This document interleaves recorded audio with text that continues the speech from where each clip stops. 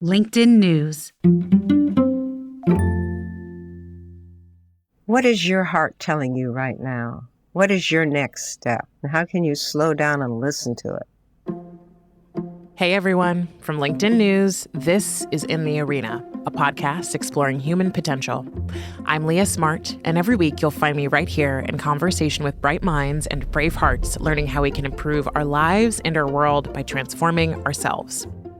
Okay, so today I am sitting down with Deborah Rozman, and I totally nerded out with her on this episode because I think her research and her work is so interesting and profound for us. So she's the executive director of the HeartMath Institute, and she's trained and spoken to Fortune 500 companies, government agencies, the military, and scientific and health communities about one thing, which is the heart, and understanding what the heart is, does, its actual function, and things far beyond just the research that we've all experienced around how it fails us or the things that can happen that are challenging with the heart when it comes to medical issues. So what Deborah has understood and what we talked about is that the researchers discovered in the 1990s that the heart has its own intrinsic nervous system with 40,000 neurons that can sense, learn, feel, and remember. So in essence, or in other words, the heart has its own brain. And what became clear in the research on the heart is that it communicates to the brain through the vagus nerve and then through other pathways about how the body is feeling. The heart also has its own ability to access information through its electromagnetic field, which can be up to 5 feet around your body and is produced by every heartbeat that gives it connection to intuitive downloads. This is known as heart intelligence. So your heart has a brain and your heart has intelligence.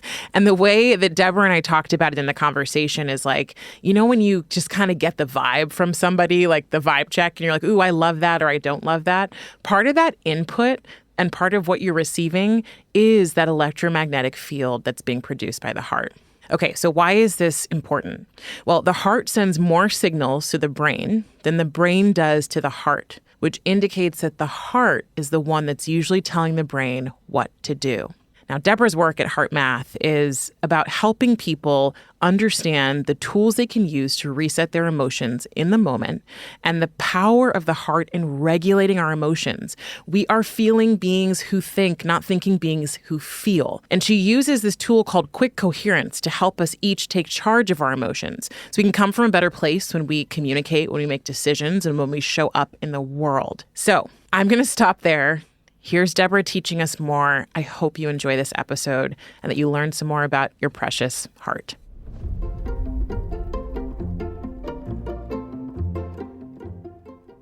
In the 1990s, researchers discovered that the heart contains a little brain, an intrinsic nervous system with 40,000 neurons that can sense, feel, learn, and remember.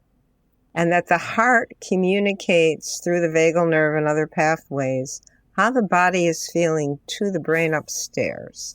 And that the heart is constantly receiving like a radio receiver and transmitting how the body feels. That is what we used to think was metaphoric. It really is an innate intelligence within the heart. And the heart has its own ability to access information through its electromagnetic field produced by every heartbeat that gives it connection to intuitive downloads and information. Then it then signals through the vagal nerve to the brain that interprets it in language we can understand or images. And then the brain feeds the gut and the rest of the body. So we say we have that gut feeling. But it's the heart that's the receiving station. That is heart intelligence.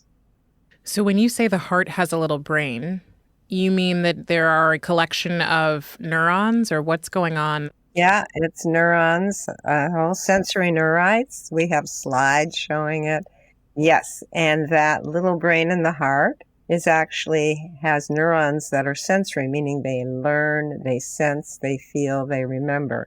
That's how on heart transplant patients, sometimes the person who receives the heart takes on a lot of the personality of the donor for a while until their own spirit takes over. Wow. Okay, that could be a whole other podcast conversation. We could do a whole series on what the heart is and how it's just being rediscovered on a spiritual level. Because I'm a 50-year meditator. And I always knew that it's all about opening the heart, connecting in the heart. That's where joy and fulfillment, and that's where you feel love and care.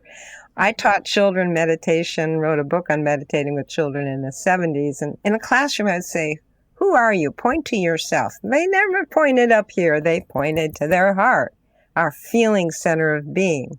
So HeartMath started by our founder, Doc Childry, who knew intuitively he was a meditator and said, okay, we need to research the physiology, not just have another woo-woo philosophy coming out of California. We need to understand the operating system, the mechanism. How does the heart talk to the brain and the body? And how does it connect with another dimension?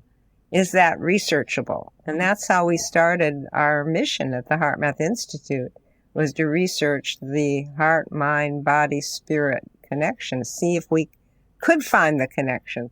Okay, so I heard at some point that the vagus nerve, which is, I believe it's the largest nerve in our body, sends more signals up from our heart to our brain than our brain does to the rest of our body. Is that true?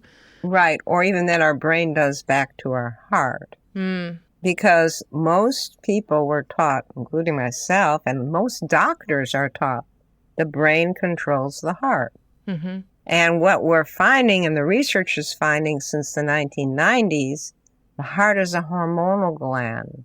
It produces a hormone, a peptide that is a balancing hormone with receptors in the brain. The heart communicates to the brain through the vagal nerve how the signals the heart rhythm pattern, which is what math measures in our inner balance sensor. And when you feel upset, frustrated, impatient, anxious, stress, that pattern is very jagged and irregular. When you feel love, joy, care, compassion, genuine heartfelt qualities, that heart rate variability or heart rhythm pattern becomes smooth and sine wave-like. So we put the term coherence on it, because a coherent waveform is a sine wave. And that's how the whole use of coherence that Joe uses and others now is based on that research of a coherent heart. And that coherent heart is signaling the brain. When that coherent signal goes through the vagal nerve, the thalamus synchronizes brain function and sends it all the way to the frontal lobe, so you see the bigger picture. That's positive psychology was born out of a lot of that too, is when you're feeling positive emotion, there's a different signal right to the frontal lobes of the brain that allows you to have more empathy, compassion, see a bigger picture. When you're stressed, the signal from the heart to the brain is survival, fight, flight, fright. It shuts down the higher cortical function so you can go into survival mode, run from that saber-toothed tiger. You can't be creative or feel what another's feeling or have bigger picture thinking when you're in stress. Okay, so what we learn, us people just out in the world who aren't studying this every day, hear people say fight, flight, freeze. We immediately go to the brain and go to the amygdala and think about that, right? But it sounds like what you're saying is if the heart communicates more to the brain than the brain to the heart, then the heart is what's telling the brain we're in danger, telling the amygdala you need to rev up and we need to go into fight, flight, or freeze. The serious input for that. I mean, obviously, if your eyes are seeing a tiger racing towards you or you hear a baby crying, your brain's going to respond. But the heart is an input. So if you're feeling anxious or you're feeling impatient or you're feeling frustrated, that feeling state is signaling to the amygdala. It's one of the pathways. And it triggers the habit in the amygdala. Well, other times I've felt fearful or frustrated or anxious, and it creates an anxiety habit or a response. Think of it through the world of feeling, because the heart, whether the brain sees a tiger and goes, oh my God, and then it signals the heart to go into action, and then the heart feels the fear and signals back to the brain to shut down all that. Fight, flight, fright. It's this two-way dynamic that's really cool in how it works. And so the whole goal of HeartMath is understanding how the heart and brain talk to each other and give people tools they can use right in the moment to reboot, reset. Because the little stresses we have throughout the day are not a saber-toothed tiger. You know, the little stresses throughout the day drain our energy And we seem to feel that we are victims of constant frustration, anger, anxiety. But we can intercept by changing the heart rhythm pattern. It sends a different signal to the amygdala and the higher brain centers, so we can take charge of our emotions. Let's just say you were walking into a classroom of 5-year-olds Yeah. who had never heard any of this before, and you were wanting to communicate what you wish you knew when you were 5 about what you've learned up until now. What would you say to them that they must know, and why does it matter?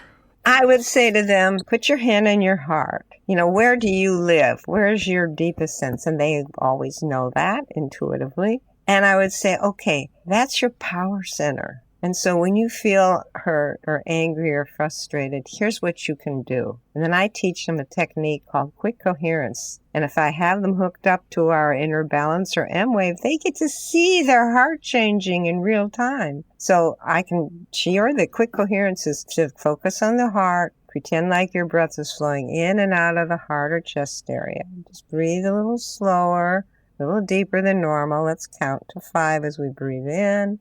And 5 as we breathe out.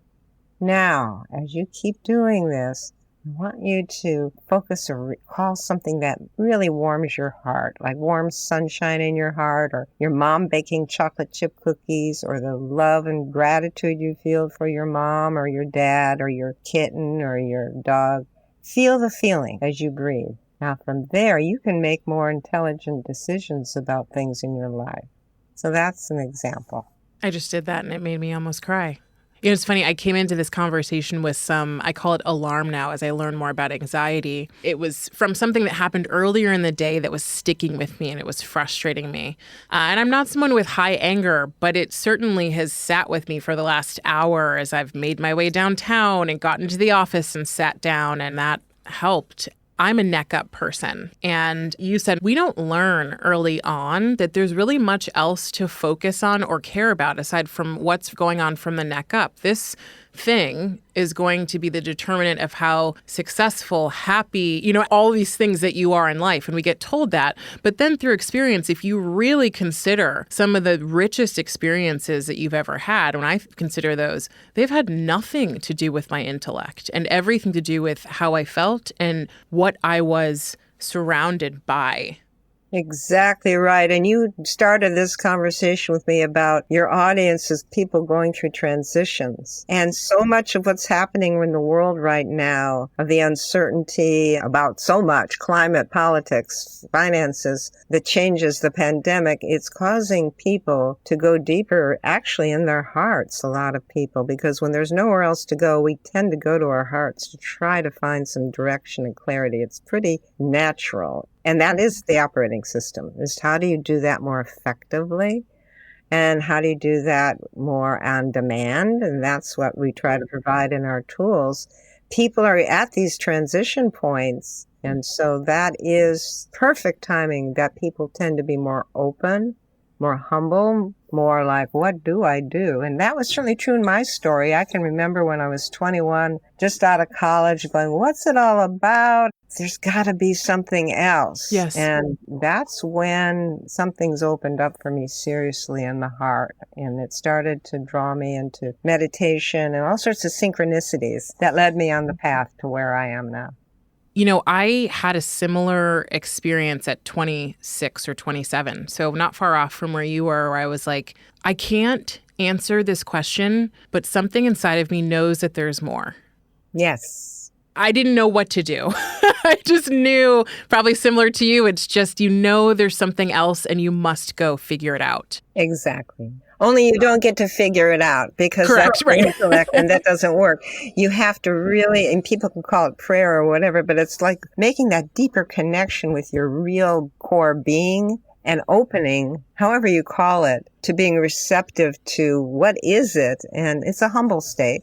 And that's when magic happens, if you want to call it that. That's when you actually begin to access different frequencies and life changes. My goal in my work is to support people in understanding more and continuing to be curious and explorative about what they know. I have also, in the last few years, really, I think, uncovered and continued to explore the side of myself that looks for meaning, purpose, etc. through meditation and other things. And so what I found is I really love this kind of middle space of where we combine the science and the things that most people call woo-woo or whatever. Part of the reason I love what you're doing is that you do have research. You are looking at this in a way where anybody could look at this and say, yep, it makes sense. So I want to know, from what you are learning at HeartMath, what does the heart know and understand that the brain does not? You mentioned like electromagnetic fields. You mentioned all sorts of things that I think people might be confused by. So what are we really saying here?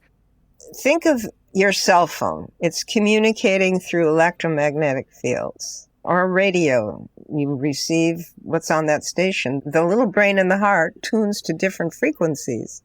A different radio station, if you will, than the brain tunes to. You want both of them together for a full human potential. So you want the open heart tuning to intuition, to sensitivity, to compassion, to empathy, to feeling what others feel. You want to expand your feeling states. You want to be able to shift out of anxious and frustrated feelings. They have information for you, but you don't want to hang there because it just stresses you out and doesn't give you new insight. The mind will try to figure out why you're anxious, but it doesn't usually work because you really need to connect with the heart rhythm pattern and put out some forgiveness, some kindness, some self-compassion. That will begin to release the anxiety, send a different signal to the amygdala in the brain that will open up more intuition and insight. That's the role of the heart. The brain is there as an incredible computer. You want a wonderful brain. You want the neck up to really be illumined mind, to be able to use your intellect and curiosity and creativity. The two together are the human potential, and you want them in sync. And so they operate on different radio stations, so to speak. So, it's interesting. I've been someone who's experienced anxiety for quite a while. My mom used to call me her little worrier. So I've always been like heady and worrisome. And I was trying to cure said anxiety through my brain. And I heard someone say, don't fight thoughts on their own turf. You will always lose. Today, what I've learned there is really a body experience, because the alarm and all of this is held in the body, not in the brain. And I never understood it until I started sitting down, meditating, trying yoga, just trying different things where I was slowing everything down. Very important. That is how it works. That's the operating system. It's not just you, it's any human being. And so what we're trying to do is map it out so we get it to more people. And the heart is what's the missing link. It's the missing link on our planet. It finds something you can feel grateful for. Let that open up your higher perceptions, and then the intellect actually goes to a more advanced stage. That's positive psychology as well. It starts with our feelings, our emotion. When Dan Goleman wrote Emotional Intelligence, it was a breakthrough. And Candace Perk proved that scientists that emotions are distributed throughout the body. It's not just stuck in the centers of the brain. All right, we're going to take a quick break. When we get back, Deborah Rozman is going to help us learn ways we can practice practical intuition and harness the power of our hearts. And we're back with Deborah Rozman, founding executive director of HeartMath Institute. So you said this earlier about the heart sending information, us saying that we just knew in our gut. You've also mentioned like this inner GPS, this intuition. Would you say that they are all the same thing, that the heart is our way to our intuition? What is intuition? Intuition is when we know something without knowing how we know. There's different types of intuition. There's that energetic sensitivity where you just feel the hair in the back of your head going up like somebody's staring at me. You turn around and they are. That's a type of intuition. There's implicit memory, which is stuff we've learned and it just pops up when we need it. And then there's non-local intuition, that how a mother knows their child across the country is in trouble. Just intuitive feeling. And all of these are frequencies. They're in the energetic field.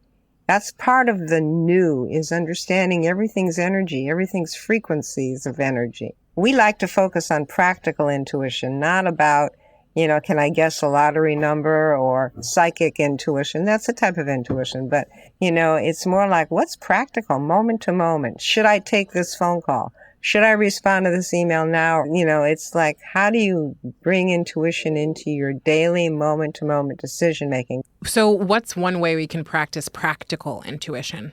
Well, by focusing on your heart, breathing through your heart area so your heart rhythm pattern starts to get smooth and even, finding something you appreciate or are grateful for, or even just breathing calm if you can't feel anything positive. Just breathe the attitude of calm or ease. And as you do that, your heart rate variability will go into this beautiful coherent waveform, and that will activate synchronization of the brain. And then from there, you can say, what would be a better approach to this situation? You ask yourself questions in that state, and the answers that come to you are usually, not always, because the mind can interfere, intuition. So it takes practice. These techniques, all of them, take practice to lay down new neural circuitry, because we haven't been taught this stuff at all. So when we ask that question and we're in this place of coherence, I wonder when we are experiencing that brain-heart coherence, we ask those questions, I'm sure people are thinking, where are those answers really coming from? That's a really good question. They could be coming from your implicit memory. You've cleared the screen, so now you can actually hear what you already know. They could be coming from another dimension of awareness. Call it your higher self, your true self, your unconscious being, but something connected to the universe, God, spirit, an angel, a guide, whatever your focus, your upbringing is. But it's another dimension. And think of that as not woo, but again, everything's frequencies. It's like turning a radio dial so that you can gain new information that's coming from your higher self. I want to track back for 1 second. I've had experiences where my mom has called me and said, what's wrong? Yeah. And I live across the country from her. I'm from California. I live in New York. And I have actually been in moments where I remember I went through a really tough breakup and I was bawling my eyes out in my apartment. She called in that second. It has happened more times than I like, to the point where I'm like, get away from me. Like, how are we this connected? And she's known.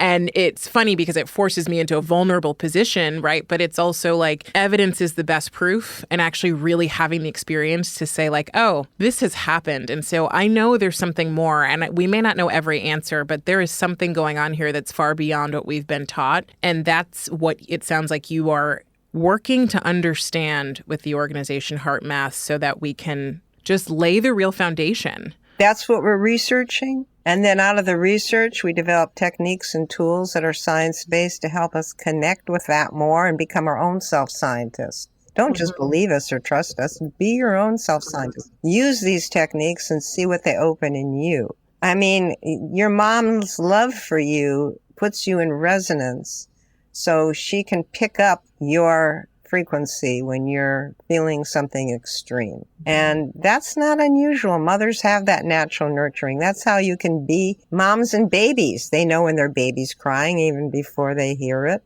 Most of us have these stories where you're starting to think about someone that you haven't talked to in a long time. The phone rings and it's them. We did research years ago at HeartMath Institute. It was all about this non-local intuition and how the heart picked up the signals, then sent it to the brain, then the brain sent it to the body. And the really quantum wild part of this is the heart knew before the stimulus. And this had to do with computer pictures, one gory, one beautiful, you didn't know which one was going to pop up, but the heart knew before the computer had even chosen randomly which kind of picture to choose. That's like total woo-woo. But that's quantum. That's quantum stuff. Ooh, I could get into the quantum with you. Okay. So if you imagine, Deborah, like in our perfect world, I've only done brain-heart coherent stuff for the past 4 months. What do you think would be different about our world if everybody did this? Oh, my God. Or does everybody have to do it to change the world? That's a good question. I think there's a critical mass that will lift the vibration of the field enough so that more people, it's already happening. That's what's exciting. More and more people are thinking about the heart. More mission statements or companies refer to the heart. More people are talking about compassion, especially with the pandemic, all the compassionate care that went out to the frontline workers. That creates a whole field effect, an energetic field people start thinking about being kind to each other, random acts of kindness. With all the horrible stuff you read in the news, there is underneath that another momentum happening that's heart awakening. And I truly think that there's a critical mass that will help lift that, and then multiplier effect. It'll be taught in schools. Parents will teach their kids because they'll learn it for themselves in their workplaces. We right now work with the Kaiser Permanente system. There's 300 certified HeartMath nurses. We work with the VA. They have HeartMath as their main intervention for biofeedback and heart rhythm biofeedback. We work with the U.S. Army for training people in self-regulation, how to regulate your emotional reactions. So you just multiply all that out, and it'll permeate society eventually, because it's based on how the human system operates, not on some religion or belief. Okay, so I know this is like a conversation of a million definitions, but what's the energetic field? Okay, so there's several energetic fields. Each heartbeat is putting out an electromagnetic field. It's electricity, right? Your brain is all electricity, but its field only goes an inch from the brain.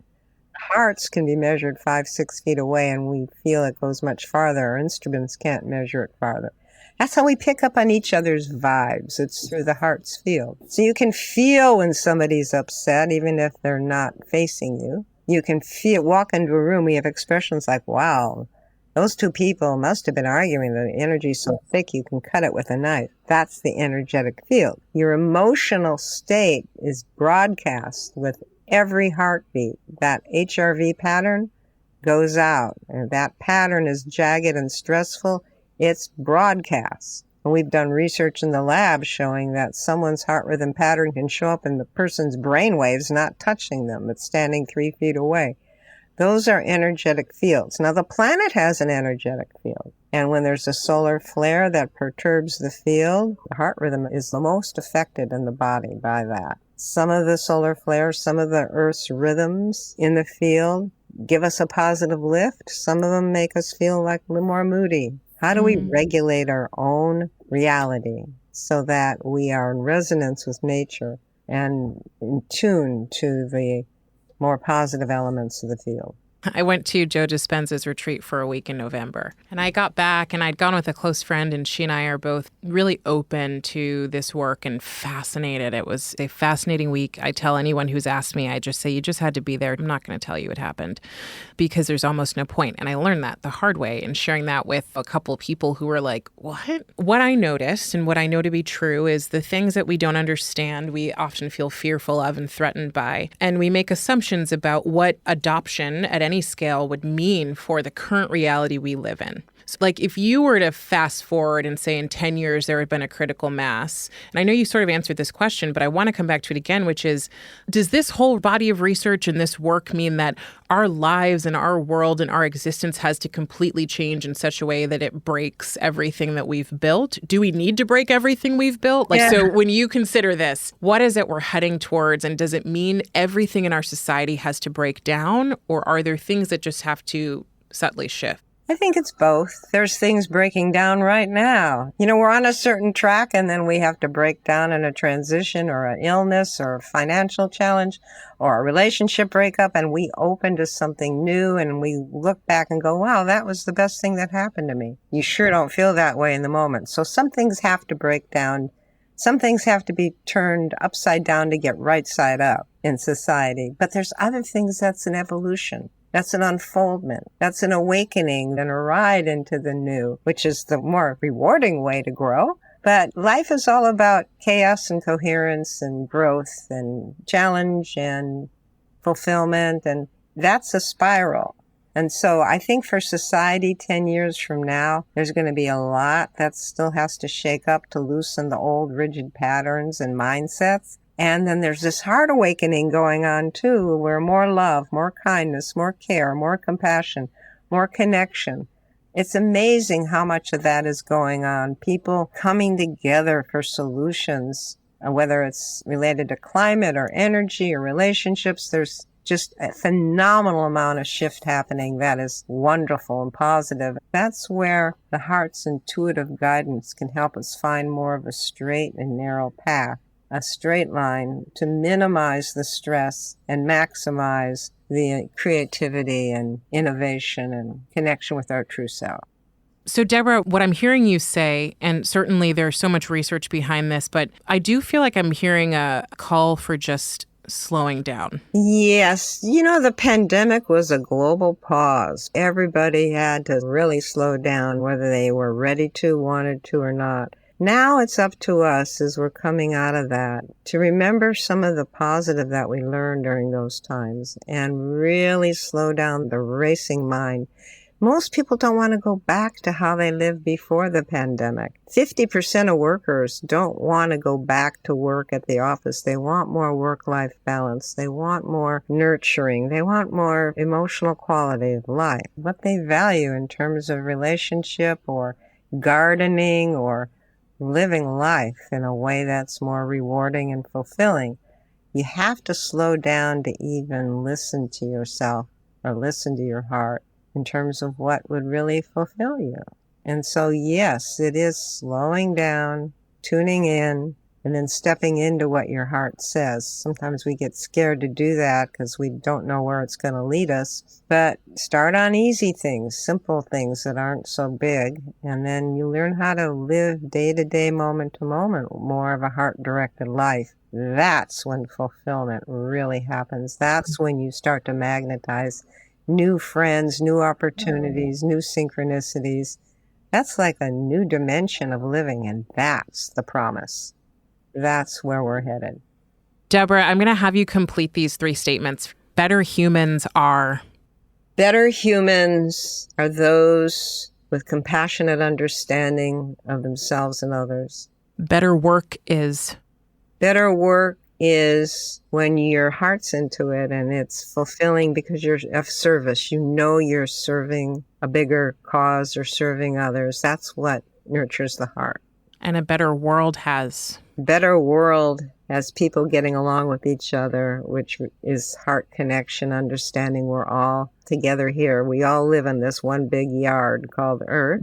And to get along with each other, we need to learn how to connect in the heart.